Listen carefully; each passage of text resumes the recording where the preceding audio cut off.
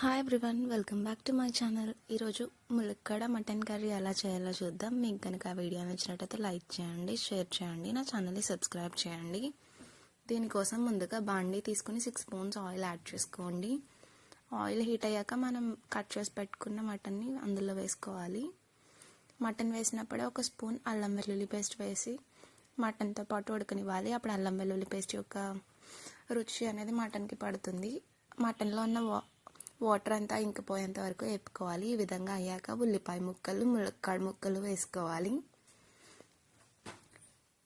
ఇవి వేసాక బాగా కలుపుకొని మూత పెట్టుకుని మగ్గనివ్వాలి. చిన్నదే ఉంచాలి, లేకపోతే అడుగంటేస్తుంది.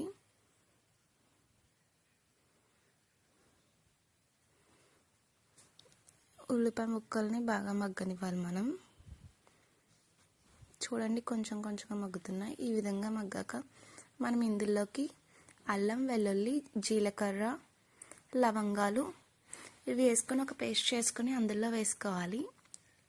ఇది పచ్చివాసన పోయేంత వరకు వేపుకోవాలి. అదే ఎగిపోయాక కారం, పసుపు, రుచికి తగినంత ఉప్పు యాడ్ చేసుకోవాలి. తర్వాత వాటర్ కూడా ముక్కలు ములిగేంత వరకు వేసుకోవాలి. తర్వాత మూత పెట్టుకుని దాన్ని ఈ విధంగా అయ్యేంత వరకు ఉడికించుకుంటే రుచికరమైన mutton drum stick curry ready అయిపోతుంది. మీరు కూడా ట్రై చేసి ఎలా ఉందో కామెంట్ చేయండి. Thank you for watching the video.